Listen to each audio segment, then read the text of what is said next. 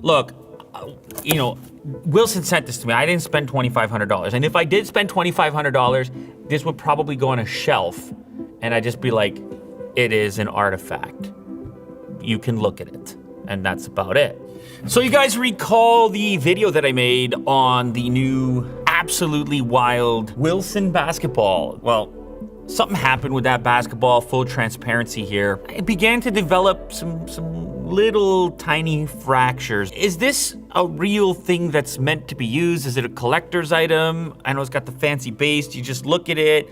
But I was also impressed by the engineering. Like, yeah, you can bounce it and it feels a lot like a basketball. So I reached back out to Wilson's and they said, oh, actually, you know what? Those were really early versions that we sent out to a handful of people. We're now beginning to make the ones that are more similar to the ones that will eventually be shipped out. So I was like, oh, cool. All right, can we do a swap? They were cool enough to send over a black one. So in this box over here, we have a black version of that very special Airless Gen 1 basketball. Now, it's important to note, this is still innovative stuff and incredibly fringe, and it's not, I don't think it's really meant to replace your actual basketball. The feel of like a leather Wilson regulation basketball, it's a beautiful thing. I mean, the grip, it's all, if you're into sport, you know how important the feel is. And the main drawback with these Airless basketballs is the actual texture on the outside of the ball. And I said in the original video, maybe like some sort of Airless solution would be to wrap honeycomb core in a leather texture so you could have feel and airlessness all in one, maybe for a future date. This is kind of experimenting in real life through products. And I know that's been like a hot topic recently, because everybody's been looking at a bunch of gadgets and going, these things aren't ready for prime time. At the stage it's at right now, at the sort of Gen 1 beta stage, it's not gonna be as robust as what Gen 3 or 4 or 5 might be, and I'm okay with that. Like, I fully understand that going into it, and I adjust my behaviors accordingly.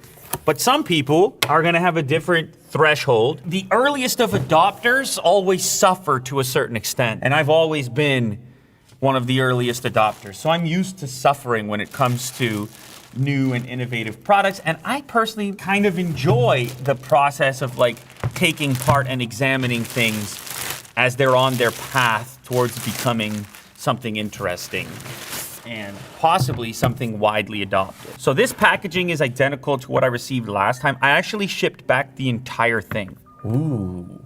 And I actually think it looks better in this black version. Today's episode has been sponsored by Lifen and their new Wave electric toothbrush. So I've been using the Lifen Wave for a while now. Ever since they sent it to me, it's basically replaced my previous electric toothbrush. And it's a type of object, given the design, that you actually look forward to picking up. The fact that it's got an entirely sealed body and it can be submerged lends itself both to durability and just aesthetic. In airplane mode and a few different settings, with a pressure sensitive button and a magnetic charge cable. Look at this, it's like MagSafe. So you don't have a big bulky charger, you take your little cable, you stick this in airplane mode, and you travel with it. Now, once you've got your head installed and you turn it on, you see the way the brush head oscillates? That's a dentist recommended movement right there. I mean, that simulates an actual brush stroke. Now, of course, it's vibrating as well at the same time, but that's what's special about this toothbrush. Look at the little battery indicator. I think it's some sort of combination. When you've got that big oscillation, 60 degree, and the vibration built in, you really don't feel like you're missing a manual toothbrush at all. It's got plenty of power. This 60 degree rotation here is actually 3 times wider than on competing brands, so you're getting more of a brush stroke action than what you can get elsewhere. I personally appreciate the simple design of the Lifen Wave and the fact that the body is sealed. In fact, you can submerge the entire thing. You can also get it in aluminum alloy, and there's a plastic version, so depending on the price point you're looking for and how premium you want to go, you've got those options. So it's that combination of rotation and vibration that's gonna get your teeth clean. Thank you to Lifen for sponsoring this portion of the episode. So here it is, Airless Gen 1. It looks like more like a street ball and just, well, more stealth in general.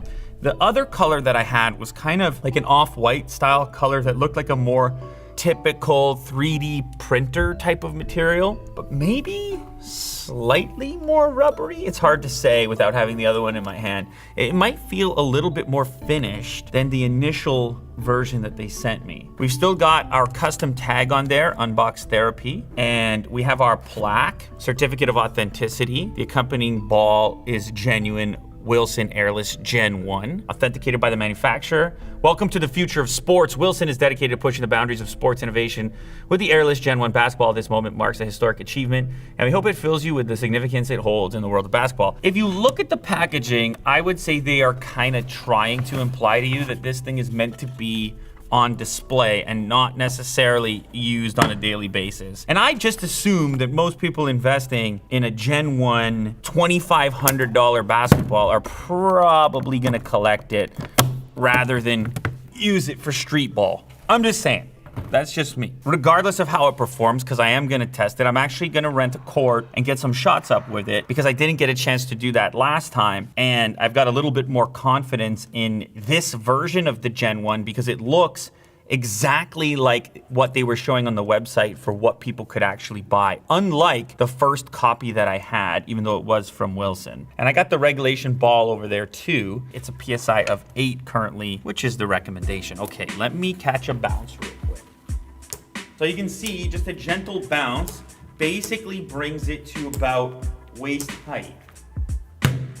Like, it's very similar and it remains impressive, just like the last one, that you could have no air at all in here and have it exhibit similar attributes.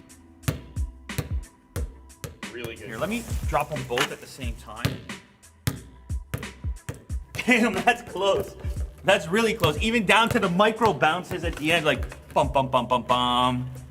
For anybody who spent the $2,500, and I don't even know if people have started to receive their actual limited edition balls, but I think what I've got in my hand is exactly what you will be receiving. But ultimately, I want to take it on a court and get some shots up because it's interesting to me how the resistance is going to play a role, or if there is going to be added resistance with air moving through the ball instead of around it. Let's go ahead and jump on the court. Okay, so we're on the court now. It's pretty cool. First, we'll just have the classic ball here. What can I say about the feel? Satisfying. Predictable bounce and sound. Sound as well. So that was another thing with the Airless one. You don't have such a thump to it, and your brain is used to the sound of that thump. So you kind of like prepare your hand to receive the ball back because you hear the noise, and the noise is a lot different on the Airless one. Let's see how different the ball reacts to the rim.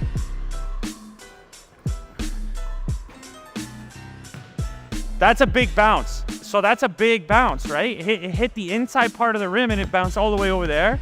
I don't know if the Airless one is gonna bounce as much. All the way back to me. Let's see if we get the Airless to do the same thing or not.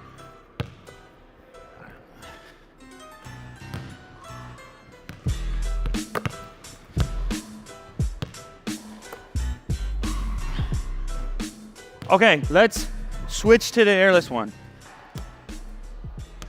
Very little noise. Listen. Just a tiny little like tick. No thump. No thump. So the weight on the bounce is almost identical. That's the impressive part. Same amount of pressure applied, same amount of force, and the ball responds like the real basketball or the regular basketball. Okay, I was short with that. That's probably just the shooter more than the ball there, the fact that I was short with it. Or is the weight through air different? Is it picking up some air and more resistance?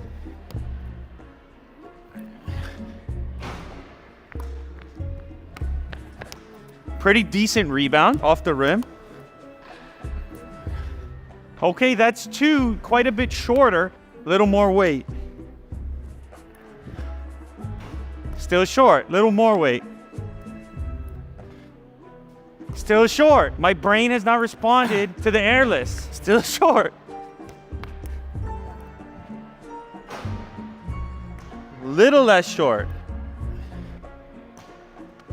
The ball is picking up, there's air, there's resistance. I'm telling you. I haven't shot a single long shot with this ball, and my brain refuses to make the adjustment. Regular ball, regular ball.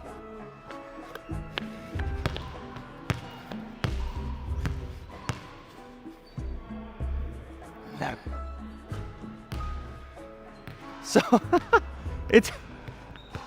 if your brain is used to shooting a regular ball, it's gonna be hard to reprogram to have this thing fly the same way.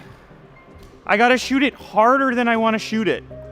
Like harder, like I feel like that's gonna hit glass. I've obviously not shot a ton here, but I think there's a clear difference. Like I've gotta mentally adjust each time I grab this to try to figure out the weight. And I don't mean the weight in hand, but the weight relative to the resistance through air. Its behavior is definitely different in flight, more so than during a bounce. You can hear the air move through it on a bounce, maybe not in this environment, but you can hear a little whoosh, but it doesn't seem as significant as when the ball is in flight and towards the rim.